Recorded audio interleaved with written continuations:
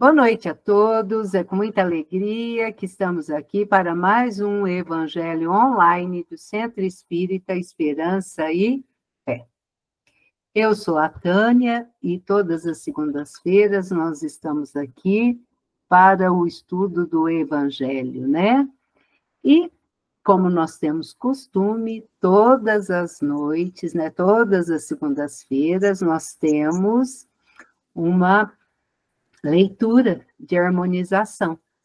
E essa leitura é realizada pela nossa amiga Solange. Solange, seja bem-vinda, querida. Muito obrigada, Tânia. Boa noite a todos. Boa noite, querida. Vamos lá compartilhar a sua telinha, né? Na casa de César. Todos os santos vos saúdam, mas principalmente os que são da casa de César. Paulo, Filipenses capítulo 4, versículo 22. Muito comum ouvirmos observações descabidas de determinados irmãos na crença, relativamente aos companheiros chamados a tarefas mais difíceis entre as possibilidades do dinheiro ou do poder. A piedade falsa está sempre disposta a criticar o amigo que, aceitando o laborioso encargo público, vai encontrar nele muito mais aborrecimentos que notas de harmonia. A análise desvirtuada tudo repara maliciosamente. Se o irmão é compelido a participar de grandes representações sociais, costuma-se estigmatizá-lo como traidor do Cristo. É necessário desprender muita vigilância nesses julgamentos. Nos tempos apostólicos, os cristãos de vida pura eram chamados santos. Paulo de Tarso, humilhado e perseguido em Roma, teve ocasião de conhecer numerosas almas nessas condições.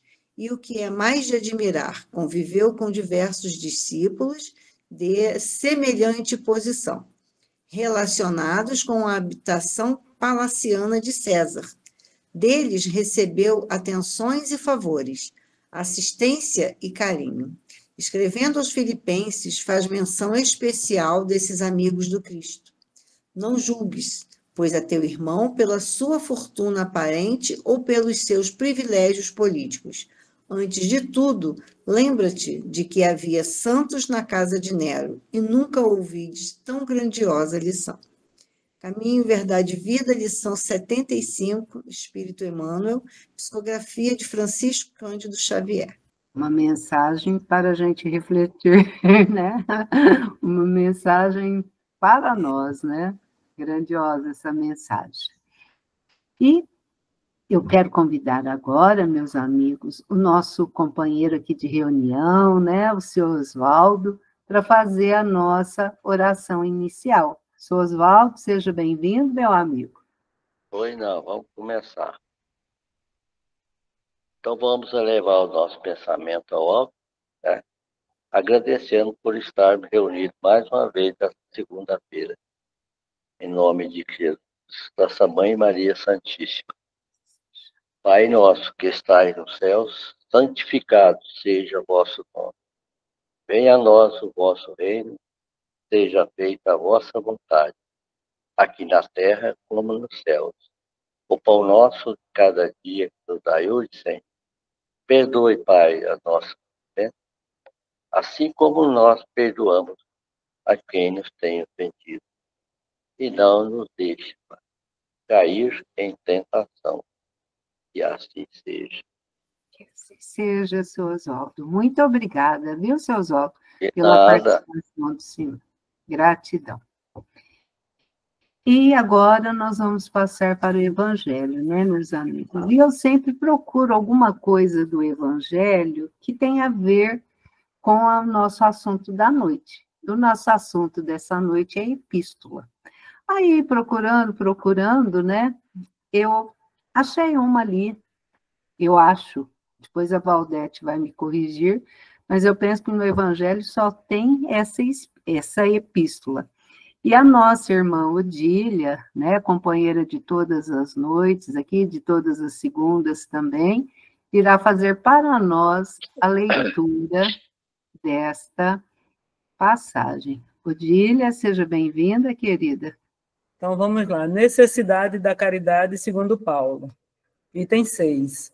Ainda quando eu falasse todas as línguas dos homens e a língua dos próprios anjos, se eu não tiver caridade, serei como bronze que soa e um símbolo que retine.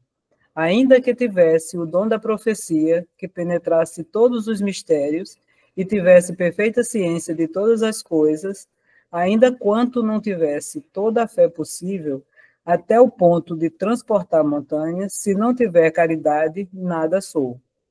E quando houvesse distribuído os meus bens para alimentar os pobres e houvesse entregado meu corpo para ser queimado, se não tivesse caridade, tudo isso de nada me serviria.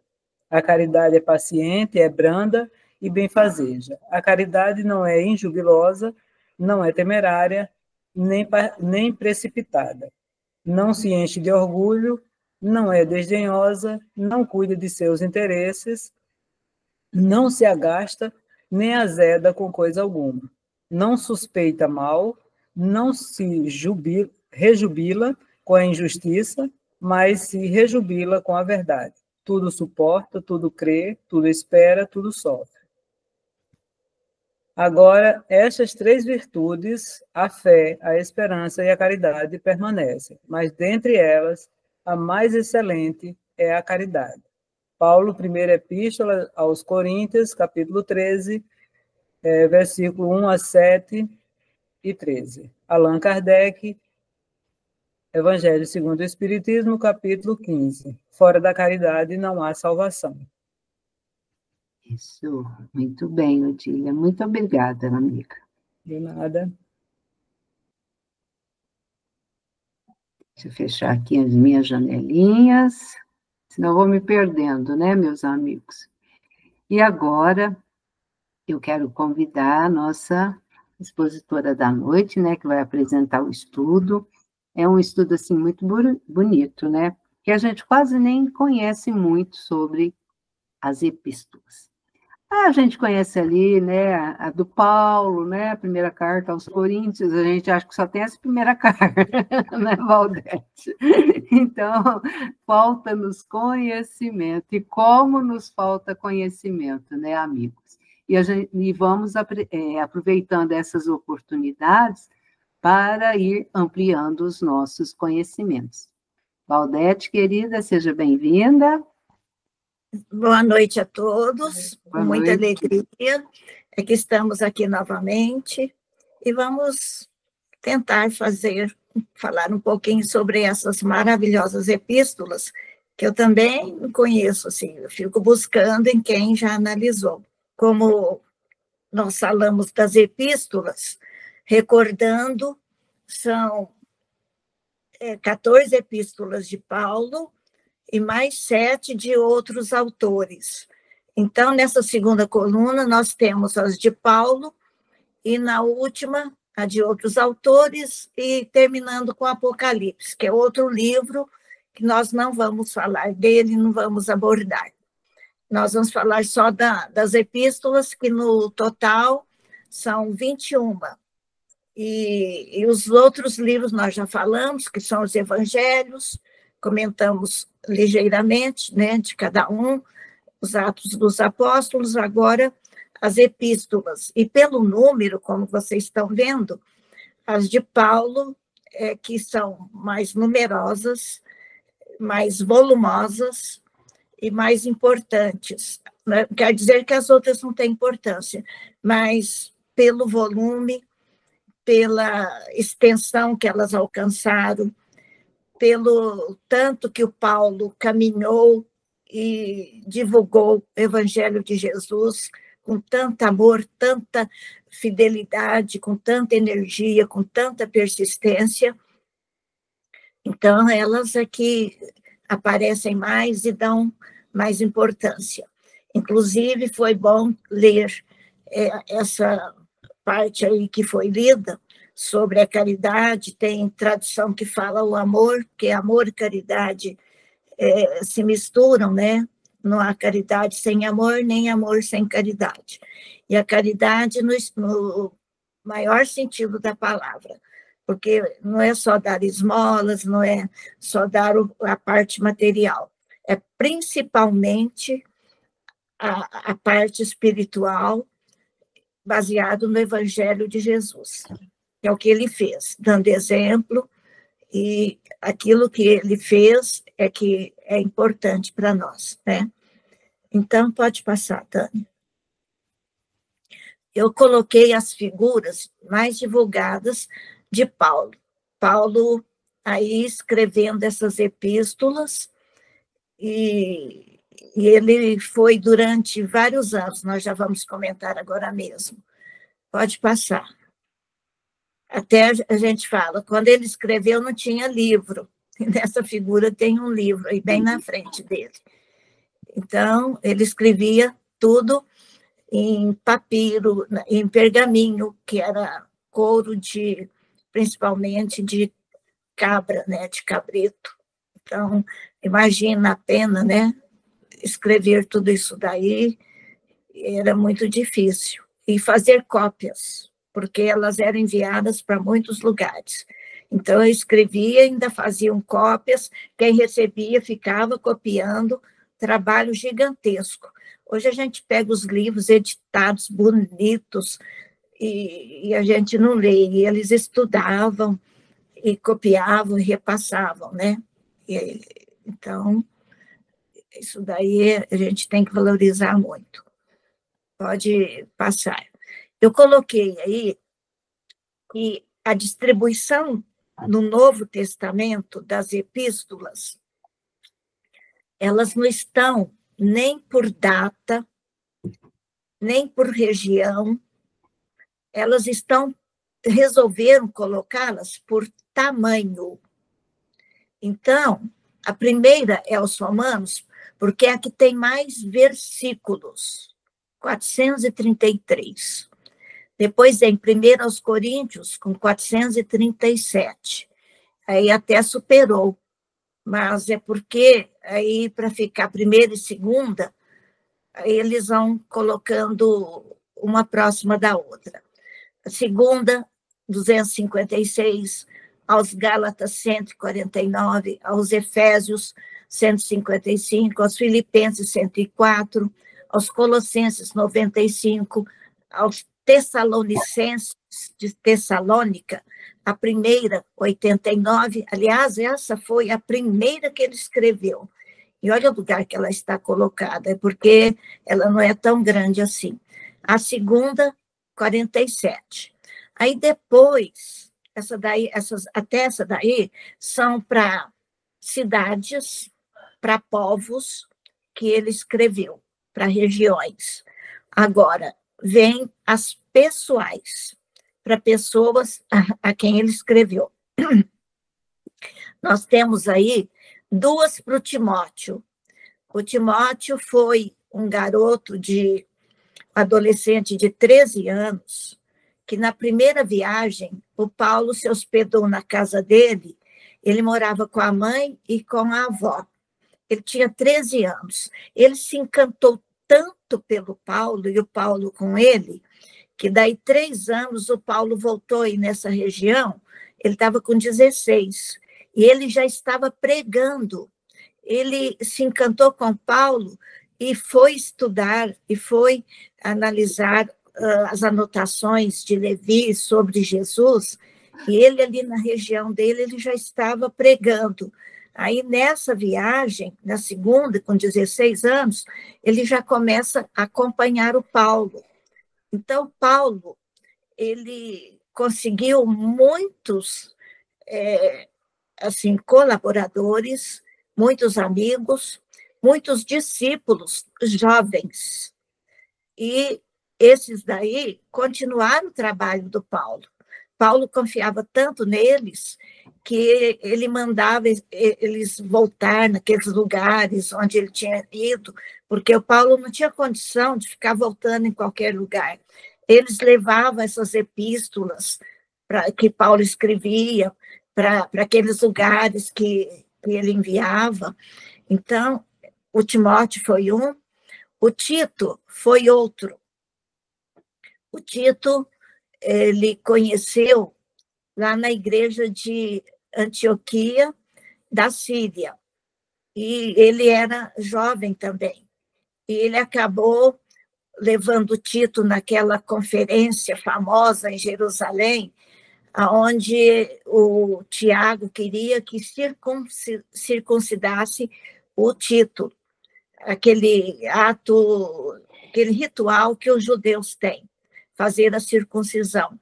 E o Paulo era totalmente contra, porque é um ato assim, um ritual físico, orgânico, que não tem nada de tirar a impureza da pessoa. A impureza ou a pureza está na alma, no espírito, na mente. E os judeus têm umas práticas, né, que estão ligadas a coisas materiais, mas na polêmica, o Tito acabou sendo circuncidado para não haver divisão entre os apóstolos de Jesus já naquela época. E então, por isso que ele envia cartas especiais a esses dois. O Timóteo envia duas. A primeira tinha 113 versículos, a segunda 83, a do Tito 46. Agora, Filemo não foi. Foi a menor das epístolas de Paulo é a Filemo. Ele tem um capítulo, ela tem um capítulo, a epístola, a carta, e só 25 versículos. É porque Paulo, quando estava preso em Roma, ele tomava as refeições, isso foi quase 2 anos, lá na prisão, mas ele estava em liberdade condicional. Então, ele morava num cômodo, ali perto da prisão, em Roma, mas para poder não dar despesa para os amigos, ele alimentava lá na prisão. Com isso, lá ele conseguiu curar, fazer amizade com altas patentes, com generais, com soldados e com prisioneiros. E lá na prisão tinha um ex-escravo de Filémon, que fugiu. E por ele ter fugido, ele foi preso. E ele estava muito arrependido, ele queria voltar. Aí o Paulo escreve para o senhor de Onísimo, que era o prisioneiro, uma carta, que é a carta do perdão. Então, essa carta aí eu já estou antecipando, é a carta do perdão. E a carta dos Hebreus está separada, porque foi uma das últimas que o Paulo escreveu, e foi de Roma, ao povo dele. Aí depois a gente um pouquinho dessa carta, longa, e tem 303 versículos. Então, isso é só para entender que ordem que puseram no Novo Testamento, quem escolheu, porque diz que tem muito mais cartas que não foram escolhidas e que não constam do Novo Testamento. Puseram 14, e nessa ordem de tamanho e a quem foi destinado. Então, é a ordem estabelecida. Então, as pessoais e de comunidades, aí já está do lado. Pode passar. Bom, vamos falar um pouquinho, lembrando do Paulo. Ele foi o vaso escolhido por Jesus. E ele enfrentou diferentes caminhos, facetas complexas. Por quê? Ele veio de um lar judeu, ele recebeu uma cultura helênica, grega, lá na faculdade, onde ele estudou, na cidade dele, em Tarso. Ele teve muitos professores gregos, então ele aprendeu o grego. A língua dele era o hebreu, que era do povo dele, da família dele. Ele não morava na Palestina, morava ali na Cilícia, em Tarso, a cidade, que hoje é Turquia. E ele acabou sendo doutor da lei, culto, conheceu a Bíblia, hoje chama Bíblia o Velho Testamento, mas as Escrituras Sagradas, a lei de Moisés, dos profetas, a chamada Torá, que são aqueles 5 livros principais.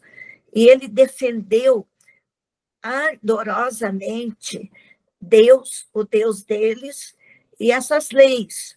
E por isso que ele não aceitou Jesus, mesmo ele tendo 7 chamados. Só no 7º, quando Jesus aparece para ele, com aquela luz tão intensa que ele fica até cego, é que ele sentiu a verdade e sentiu que Jesus era acima de tudo e de todos. Aí ele pega e vai divulgar o evangelho de Jesus no Império lá romano, no Império Latino. E aí, que língua que era divulgada de modo geral? Inclusive, ele na Palestina, o latim. Então, ele falava o hebraico, o grego e o latim. E ele era um cidadão romano, porque a família dele prestou vários favores e ganhou o título de cidadania romana. A gente sabe, por exemplo, que hoje, quem mora aqui no Brasil e descende, por exemplo, de alemão, se quiser fazer a cidadania alemã, pode entrar com processo, conseguir, e entrar lá na Alemanha sem visto, sem nada, porque se torna um cidadão daquele país. E ele conseguia andar e ter direito à lei de Roma, porque ele era um cidadão romano, além de cidadão hebreu ou judeu. Aí, então, já vem o que eu disse, ele defendeu a lei de Moisés, ele valorizou muito e contou com o apoio de muitos jovens, como eu já antecipei, e tocado pela luz de Jesus, ele transformou-se no maior defensor e divulgador do seu evangelho. Por que ele foi o maior? Porque ele tinha todas essas condições. Os outros apóstolos não tinham o que ele tinha. Então, ele sabia dialogar, ele sabia perceber as tendências dos outros povos, ele tinha facilidade em envolver, em falar, ele tinha o dom da oração, da oratória, né? Porque não é qualquer um que tem, e nem por isso ele se considerava vaidoso, o mais importante. Ele usava isso tudo para mostrar Jesus, mostrar o evangelho dele, incutir nas pessoas, porque é igual, eu ouvi uma palestra dizendo que só ouvir o Paulo, só ouvir o Pedro, você não fica com aquela vontade de defender, você tem que sentir a luz emanada de Jesus, a luz emanada por essas pessoas, que aí te arrasta, te leva. Por que os primeiros seguidores, primeiros cristãos, iam para o circo, eram devorados pelas feras, eram queimados vivos? Por que eles topavam isso, iam com todo amor, com todo desprendimento? Porque eles estavam envolvidos, estavam totalmente entendendo Jesus, aceitando com toda a fé e confiança.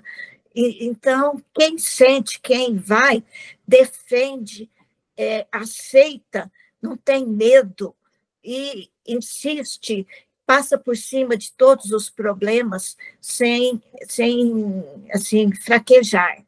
Então, ele passava isso para as pessoas, por isso ele conseguiu. Não quer dizer que os outros apóstolos que viajaram também conseguiram, mas não tanto quanto ele. E ele andou equivalente a 20.000 quilômetros, que é a metade do equador da Terra, que é 10 vezes de Brasília a Belém, aquela estrada. Vai 10 vezes nela, que tem 2.000 quilômetros, é o que ele andou a pé, de barco, sofrendo o que nós já vimos, né, de outras vezes. Pode passar. Agora nós vamos falar das epístolas. Por que ele resolveu escrever?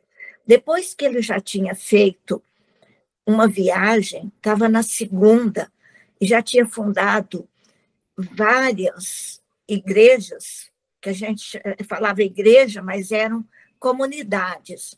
As reuniões eram feitas na casa de alguém, em salão que alguém cedia, ao ar livre, em praça, mas ele conseguia juntar em determinados lugares, determinadas cidades, determinadas regiões, várias pessoas que aceitavam o Evangelho de Jesus, seguiam e continuavam. Então, chamava igreja. Então, ele já tinha fundado em várias comunidades. Aí começou a vir, ele estava em Corinto, a terra da ex-noiva dele e do Estevão, né? Do Gesiel, irmã da noiva, que era Abigail. Aí, então, ele chega várias pessoas de Éfeso, de Bereia, de Tessalônica, aquela região que ele tinha acabado de passar, que ele tinha passado por lá, depois Atenas, depois ele chegou em Corinto. Aí chegam representantes dessas comunidades reclamando que estava havendo muita desavença, que os judeus estavam interferindo muito, querendo que eles deixassem de acreditar em Jesus e voltassem às crenças, aos rituais dos judeus, porque tinha judeu em todo lugar, né? E ele conhecia bem as artimanhas dos judeus, porque ele era um e tinha sido doutor da lei. Aí, então, ele fica desorientado, ele não tinha condição de ficar voltando em todos aqueles lugares, ele queria ir para frente, queria ir para mais lugares, voltar, ir para outras regiões, inclusive chegar em Roma. Então, ele ficou desorientado e foi lá para a igreja, lá em Corinto, que já fazia mais de um ano que ele estava ali, e fez uma prece fervorosa. De repente, o quarto dele encheu de luz, e era Jesus que falou para ele não ficar naquela condição, que ele tinha outros meios. Por que ele não escrevia? Que Estevão ia captar de Jesus as ideias de Jesus, então Estevão ia ser intermediário entre Jesus e ele. Olha só, a vítima dele, que foi apedrejada por ele, agora ia ser o seu guia, o seu protetor, e já era. Desde que ele viu Jesus, o Estevão já começou a orientá-lo. Ele não percebia isso, né? Aí, então, ele falou que o Estevão ia intermediar, e falou, e não escreva sozinho, escreva junto com seus amigos. Por quê? Porque, mediunicamente, vários médiuns juntos conseguem captar melhor do que um só, porque o nosso cérebro é limitado. Então, o médium consegue captar tudo que os espíritos querem passar. É até difícil para os espíritos. Então, já que Jesus ia passar através do Estevão, que ele não escrevesse sozinho. E realmente, então, ele escreve a primeira, que foi para Tessalônica, que lá estava em conflitos, e quem escreveu foi ele, junto com o Timóteo e o Silas, que estava ali com ele em Corinto. E o Lucas também depois ajudava, e outros discípulos dele também o ajudavam. E quando não era um, era outro. Ele só escreveu sozinho, mas com certeza inspirado lá pelo Estevão, né?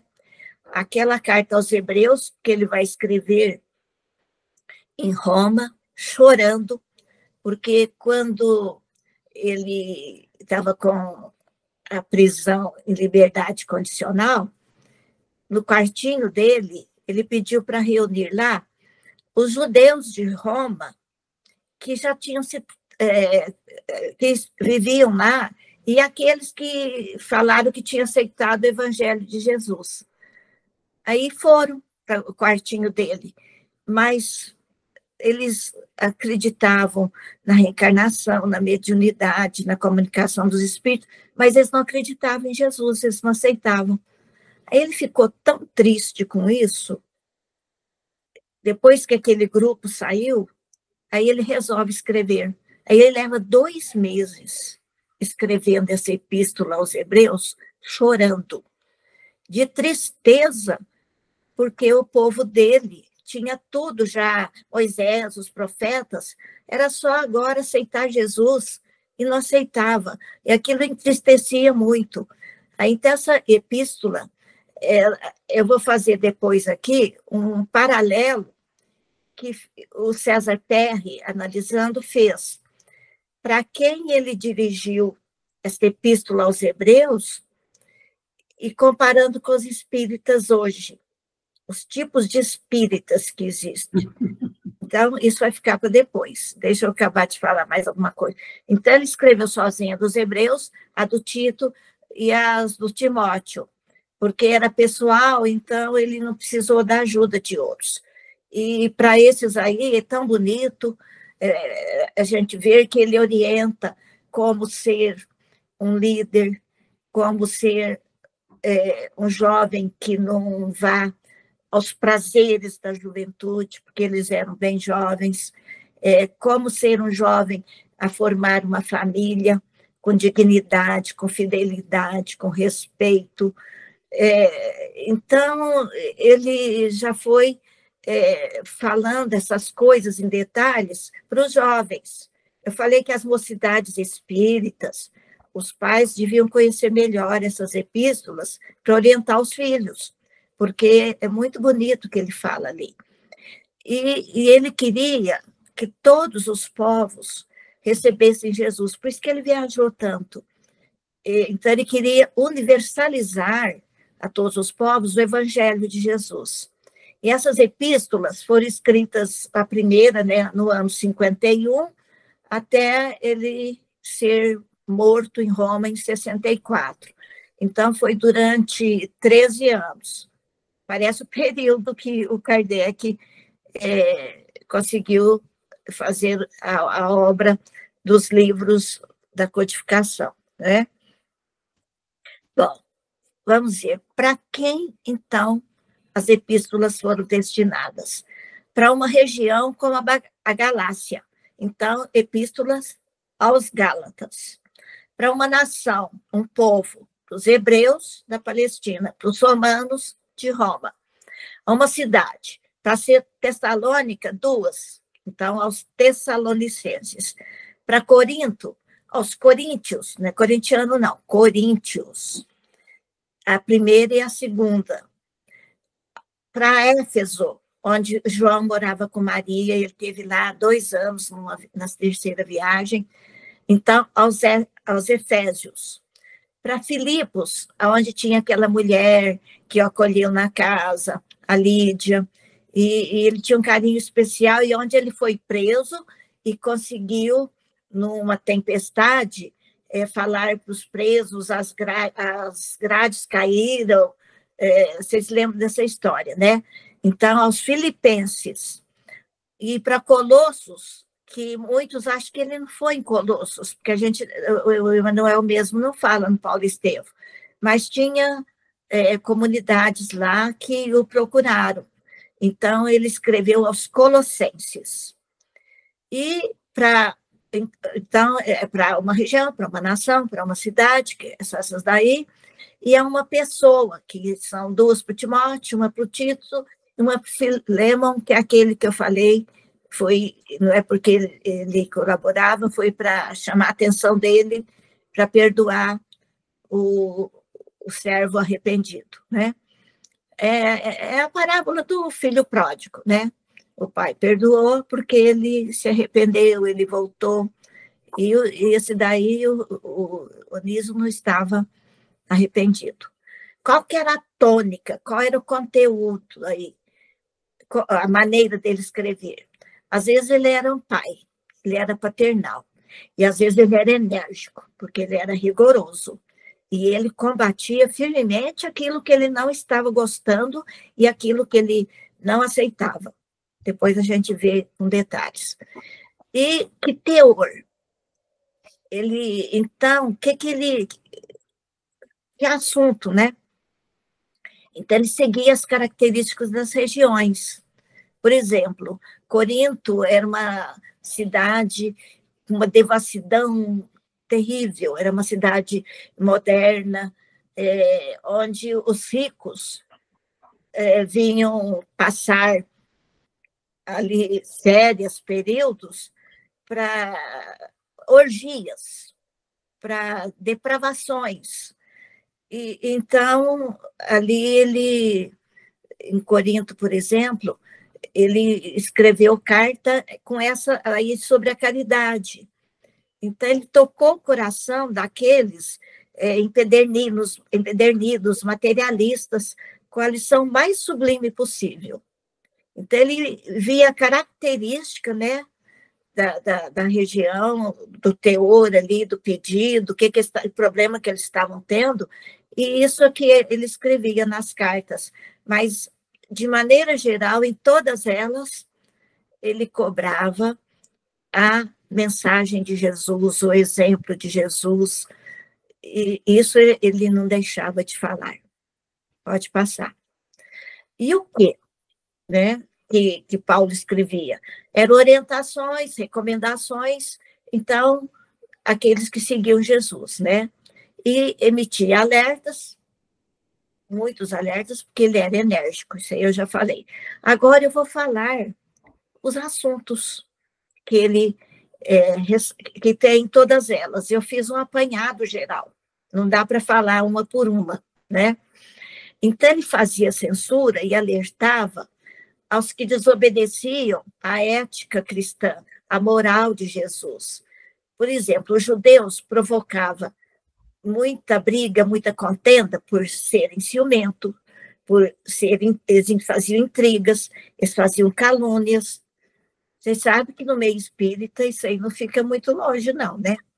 Há muita ciumeira, há muita mesquinharia, há muita intriga, né?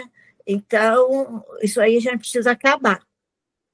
Não pode ter mais. Então, ele censurava e alertava a todos sobre esses problemas. Até aquele Paulo César Frutuoso, ele esteve em Franca, e ele comentou de uma sessão de materialização, que quando o grupo chegou lá no lugar, lá no lar do Frei Luiz, lá no Rio, os obsessores tinham quebrado tudo. Mas por quê? Porque o grupo não estava unido, estava muito ligado a futricas, a intrigas. Aí os obsessores aproveitaram e atrapalharam o trabalho deles, destruindo materialmente aquilo que eles iam fazer.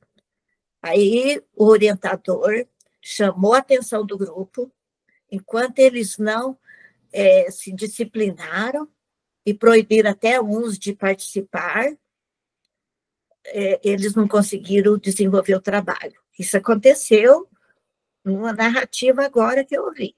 Então, precisa ter cuidado nos papos que se tem durante as reuniões. E no lar também, porque do lar se leva para lá, para o centro, para as reuniões, né? Então, ele censurava, eram os desobedientes à ética de Jesus, à moral de Jesus. Em Corinto, aquilo que eu falei, por causa da devassidão, os que erram muito sentem remorso. Sentindo remorso, tem sofrimento, tem dor. Com muita dor, eles têm ânsia de abandonar os vícios. Aí eles vão procurar. Aí ele prega aí para os coríntios o amor, a união, para poder ir consertando esses erros por causa desse ambiente de devassidão que tinha lá. Então, eu achei interessante. Eu fiz até um resuminho aí para mostrar por que ele enviou nas 2 epístolas aos Coríntios. Ele ficou lá muito tempo, mas quando ele enviou, ele estava em Éfeso.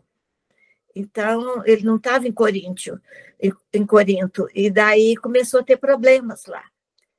Aí ele manda essa mensagem ressaltando o valor do amor, o valor da caridade, o valor do trabalho. Ah lá, ele fala do trabalho para fugir da ociosidade e trabalhar cumprindo deveres, com caráter.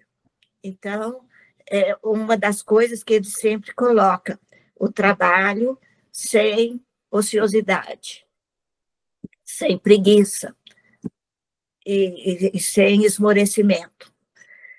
Regozijai-vos sempre, quer dizer, ter alegria, estar sempre bem, sem muita ranzice, sem muita queixa. Então, a gente tem que estar sempre feliz, alegre. Eu conheci uma costureira, ela costurava lá para minha mãe foi costureira, mas depois, com os netos, ela parou. Aí tinha essa costureira, e ela tinha 4 filhos, tinha uma vida muito difícil, ainda costurava para fora, que não é fácil, né? E ela estava sempre sorridente. Ela passava, a gente ia lá para levar as costuras da minha mãe, oferecia bolo que ela tinha feito, coisas gostosas, dava até receita para a gente. Eu admirava tanto o jeito dela, porque eu conhecia o tipo de vida que ela levava, mas o sorriso não saía do rosto, e ela numa tranquilidade, numa serenidade, dava gosto ver. Então, é isso que ele pede, né? Aí ele pede examinar tudo e reter o bem. Porque no meio, às vezes, de muita confusão, você descobre, como ali na mensagem do Evangelho fala, do Evangelho, na lição que foi lida, né, da epístola, que no meio, às vezes, de muita gente rica e fútil, há pessoas que estão ligadas no bem, né? Então, lá, examinar tudo e reter o bem. Então, enxergar o que é bom, o que é belo, né? E aos Coríntios, ele também trabalha sobre a mediunidade. E ao invés de falar perispírito, ele fala em corpo astral. E ele cita o exemplo de 14 anos atrás, quando ele lá em Tarso, só que ele não fala que é ele, e nem que foi em Tarso, e nem foi aquele desdobramento na gruta que ele encontrou Abigail e Gesiel, e Abigail deu aquela lição de ama, trabalha, espera, perdoa. Aquele lema que ele seguiu para sempre, né? E ele diz de um homem que foi no terceiro céu, então, para mostrar o desdobramento, como que a alma pode desdobrar e viver a parte espiritual. E ele cobrava fidelidade aos ensinos de Jesus, sem ajustes às tradições judaicas. Quer dizer, misturar as coisas trazidas de outras religiões. A gente, às vezes, é a primeira encarnação que está sendo espírita, que é o Evangelho de Jesus redivivo. E a gente traz muito as marcas da religião antiga, né? do catolicismo, de outras coisas. Está na hora, Tânia? Não, falta 15 minutos. Então tá bom. Aí, então, quando ele põe assim, ele fala assim, acho que é para os Colossenses que ele fala, eu tenho as marcas do Cristo. As marcas do Cristo que ele quis dizer é que ele tinha sido apedrejado, açoitado, preso, sofreu naufrágio, o corpo dele estava todo cheio de cicatrizes, mas foi nessa luta pelo Evangelho de Jesus. Então, quando ele fala que tem as marcas do Cristo, os sofrimentos que ele viveu, como ele diz aqui, ó, isso aqui é muito bonito, ó, tudo sofrer por amor dos escolhidos. Então, ele sofreu tudo por amor àqueles que seguiram Jesus, que queriam seguir Jesus. Então, ele ficou todo daquele jeito, com aquelas marcas, né, todos os sofrimentos que ele teve, por amor a todos esses que ele atraiu para Jesus. Isso é muito bonito. Então, essas marcas do Cristo que ele fala, os sofrimentos em favor da divulgação e da fidelidade ao Evangelho de Jesus. Então, que a gente também, às vezes, tem que passar por alguns percalços, que são as marcas do Cristo, né? A preocupação com os deturpadores e os oportunistas. Ele não se conformava e ele era enérgico. Quem queria deturpar, quando reclamavam que tinha gente naquelas comunidades querendo deixar de aceitar o Evangelho de Jesus e voltar ao judaísmo, aí ele ficava muito bravo, né? Muito perturbado com isso, e energicamente ele repudiava os que queriam deturpar, os que queriam ser oportunistas e atrair para si, para a sua liderança, né, aqueles grupos. Aí ele comparou na epístola, acho que agora eu não direito, mas eu vou dar um exemplo. Ele falou, numa casa tem vasos de ouro e de prata, que servem para honrar os valores cristãos na nossa vida, né? O ouro e prata é vaso bonito, de enfeite, e tem também vasos de pau e de barro. São feinhos, eles deterioram, estragam logo. Então, para a nossa vida, por que ele falou que num lar pode ter isso? É porque nossa vida pode ter quem honra os valores de Jesus é o vaso de ouro e prata. E quem desonra e deturpa é vaso de pau e é vaso de barro. Então, que não sejamos, né, vasos de pau e barro, que não são bonitos e vistosos e que brilham, faz o espírito brilhar, e é entender e seguir Jesus, né? E ele fala ao Timóteo, as relações familiares, o marido respeitar a mulher ser obediente e seguir o esposo, eles respeitarem os filhos respeitarem, ser obedientes. Então, ele aborda aí as relações no lar. E fala também do senhor e do servidor, do escravo, né? Então, seria o que é rico e o que é trabalhador. E o Emmanuel fala isso daí, que a gente não pode, o pobre não pode ser revoltado e o rico não pode ser egoísta.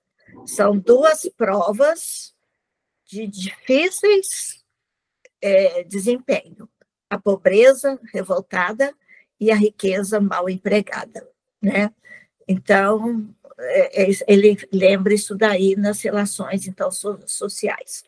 E ele continua falando da retidão e da pureza dos pensamentos. Isso a gente sabe, olha, ele já falava nisso aí. Então, o que a gente pensa, eu penso. O meu pensamento é eu, espírito, que penso. E o meu pensamento leva eu a agir, a sentir. Então, o pensamento é tudo. Então, se eu penso abobrinha, eu penso coisas erradas, eu vou agir e vou fazer as coisas de acordo com aqueles pensamentos que eu tenho e vou irradiar vibrações perturbadoras. Então, o pensamento tem que ser sempre luz.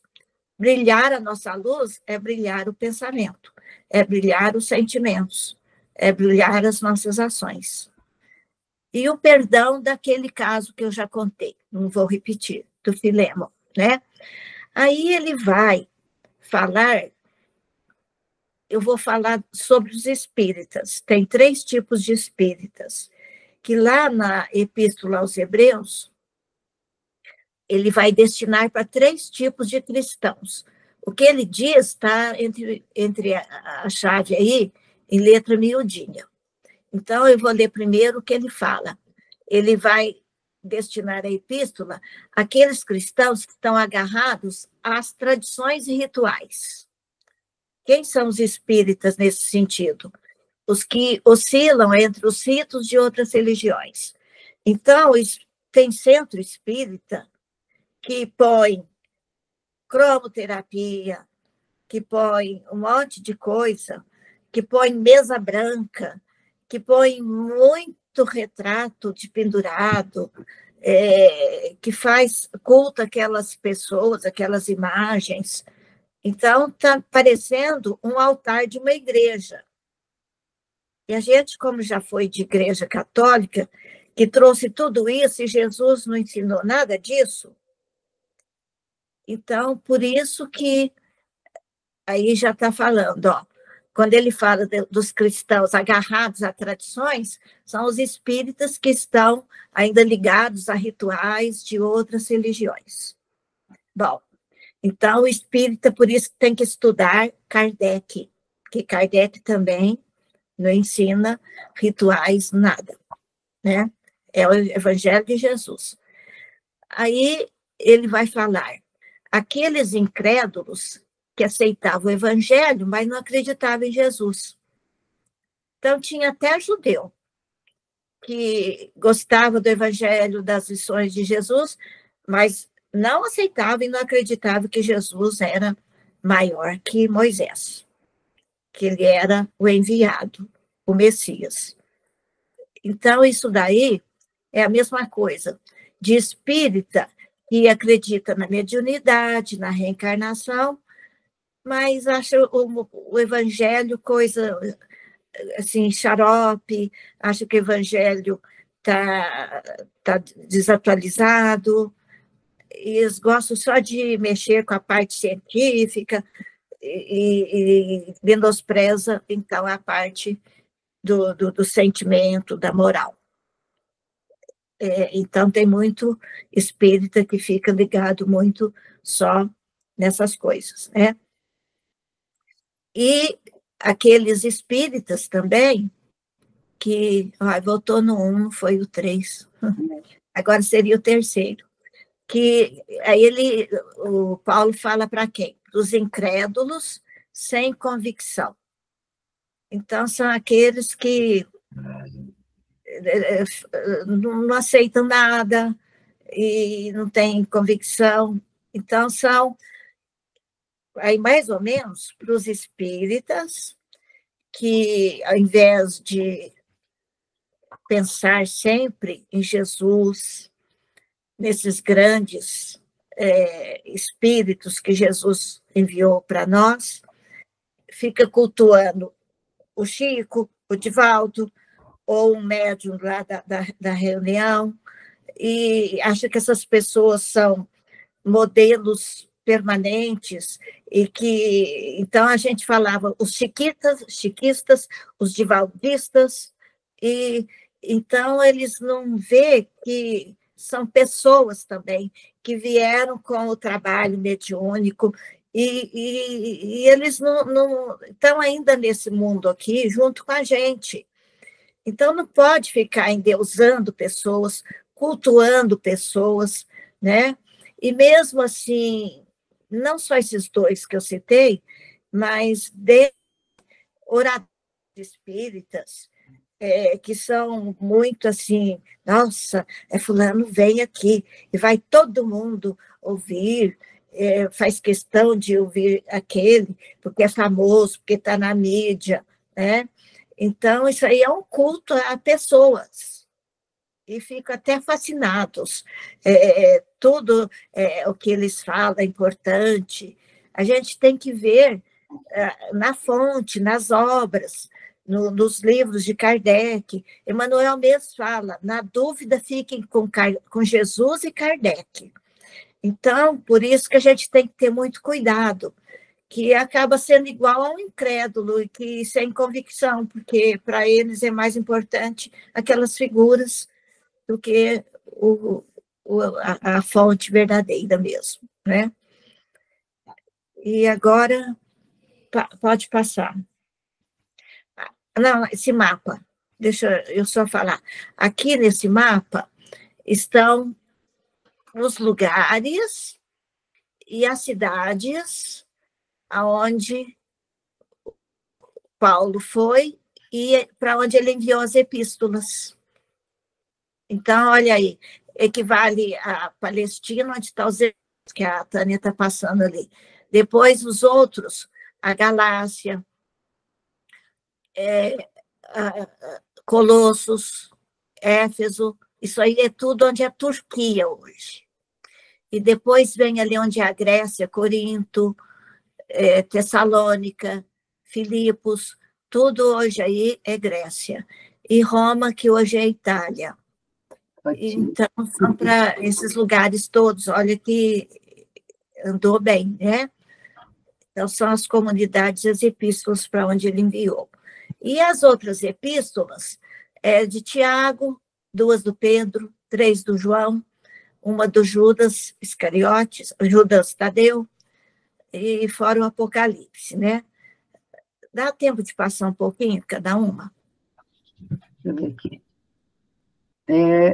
Uns 10 minutinhos, 9 horas já. Então deixa. Essas daí, eu ia falar só do tamanho e tal, né? Por exemplo, a do Tiago é bem grande, tem 5 capítulos, 108 versículos. Vai. A primeira de Pedro tem 5 capítulos, 105 versículos, quase o tamanho do Tiago. E a outra de Pedro já é menor, tem 3 capítulos, 61 versículos. Pode passar. A primeira do João tem 5 capítulos, engraçado que as primeiras deles, né, e 105 versículos. A segunda é a menor de todas as epístolas, tem 1 capítulo e 13 versículos. Nem a de Filemo lá não é desse tamanho. A segunda do João também é pequena, 1 capítulo e 15 versículos. A do Judas Tadeu é 1 capítulo e 25 versículos, também é pequena, né? E acabou. Então, é isso daí. E aí, Jesus, nós somos as ovelhinhas dele. Ele cuida de cada uma de nós, cada um de nós, com todo amor, paciência e a espera da nossa melhoria, do nosso progresso. Olha que nós precisávamos aqui da Valdete mais umas 3, 4 horas, né? 4 reuniões aqui, né, meus amigos? Então, é um estudo, assim, muito bonito, muito profundo, né? Nos vai clareando, vai trazendo muitos conhecimentos. Mas olha esse livro aqui, ó. Divulga aí, é do César, esse? Não, embaçou. Põe um pouquinho mais para trás. Para trás. Para trás. Não, está embaçando, Valdete. Não, vem para frente, vamos ver. Fala aí o nome dele. Epístolas de Paulo à luz do Espiritismo. Ele faz César, assim, né? Ele pega versículos de cada epístola, ele busca trechos das mensagens de Emmanuel, e depois ele vai fazendo comentários.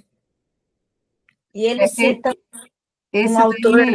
É o que é vendido no CPD? Não, esse aqui é do Clarim. É do Clarinho? Epístolas de Paulo à luz do Espiritismo. Olha, meus amigos, é aquilo que a gente tem falado muito, né? Nós temos ainda que estudar muito, a gente não sabe nada da nossa doutrina, né? Não é, Doroti? Estamos aqui tentando, e vai não sei mais quantas encarnações, mas o importante é a gente não desistir. Eu acho que, assim, cada um está no seu degrauzinho, né? E vamos devagarzinho. Amiga, é muito bom estudar. Gratidão, Valdete, muito obrigada. Eu que agradeço. E o mês que vem ela volta falando de Jesus, né? Aniversário de Jesus, então nós temos que falar de Jesus. Já estamos em dezembro, meus amigos. Nossa, está correndo, né, Doroti? E daqui uns dias estamos aí de novo, se Deus quiser. Mas tá bom, meus amigos. Valdete, gratidão, viu? Que Jesus continue, Maria Santíssima, te amparando, te iluminando. Meus amigos, quero convidá-los para a próxima semana. Quem vai estar aqui conosco é o Guilherme, né? O nosso amigo Guilherme, que sempre vai dar parte aí dos cards, tudo. Ele estará aqui conosco, deixa eu pegar aqui o nome, falando de uma parte do Evangelho que poucas pessoas até comentam. Ele vai falar, observai os pássaros, que é lá do capítulo, né? Buscai e achareis. Então, é uma passagem muito bonita, eu gosto muito dessa passagem. Então, fica aqui o nosso convite para todos. E na terceira semana estará aqui conosco, que hoje deu-nos o prazer de ter aqui na nossa sala a nossa amiga Doroti, né, Doroti? Ela já me passou até a parábola que ela vai fazer para nós, para fecharmos o ano, né, de 2024 sobre as parábolas. Então, fica aqui o convite. Vamos agora, né, seu Adalto, encerrar a nossa reunião, agradecendo a todos que estão aqui conosco, nas janelinhas, os que nos assistirão posteriormente, né? Então, vamos agora, acerenando as nossas mentes, os nossos corações. Vamos agradecer, meus amigos, pelo dom da vida, esse bem mais precioso que temos. Que com esse dom, né, com esse presente, o tanto que podemos aprender e ajudar aos que estão conosco. Então, Senhor, agradecemos pela vida. Mas também pedimos à equipe do Senhor José Marques Garcia, os nossos amigos familiares, né? Os espíritos familiares que nos visitam neste momento do Evangelho, todos possam adentrar o nosso lar, trazendo a paz, a luz de Jesus, fluidificando as nossas águas, trazendo passe para cada um de nós, que nesse momento é um momento que à distância recebemos essas energias, esses fluidos, que cada um tanto necessita para o refazimento do seu corpo espiritual, que refletirá no corpo material. Agradecemos, Senhor, e que essas energias boas possam chegar a todos os nossos entes queridos, aos nossos vizinhos, aos nossos irmãos que perambulam pelas ruas, que estão nos hospitais, nos presídios, e aos nossos governantes. Abençoe, bons amigos, esses nossos governantes, para que possam ter o direcionamento de suas ações, né, de seus atos, para o bem geral. E assim agradecemos. Seu Adalto? Sim.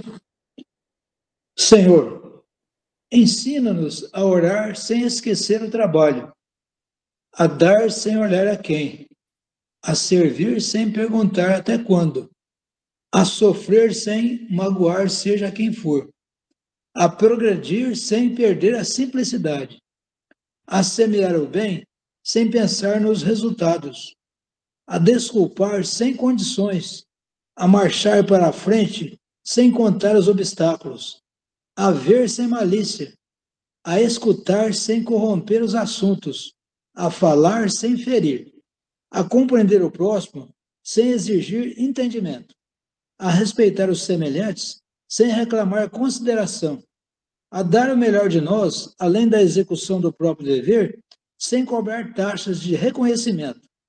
Senhor, fortalece em nós a paciência para com as dificuldades dos outros, assim como precisamos da paciência dos outros para com as nossas próprias dificuldades. Ajuda-nos para que a ninguém façamos aquilo que não desejamos para nós. Auxilia-nos, sobretudo, a reconhecer que a nossa felicidade mais alta será invariavelmente aquela de cumprir os desígnios onde e como queiras, hoje, agora e sempre. Que assim seja. Que assim seja, seu Adalto. Muito obrigada, amigos. que possamos continuar, né, essa semana com essa luz, com essa paz, com esse amor, e nos encontrarmos aqui na próxima semana, se Deus assim permitir. Um beijo no coração de todos e até a próxima semana. Abraço a todos. Fica com Deus.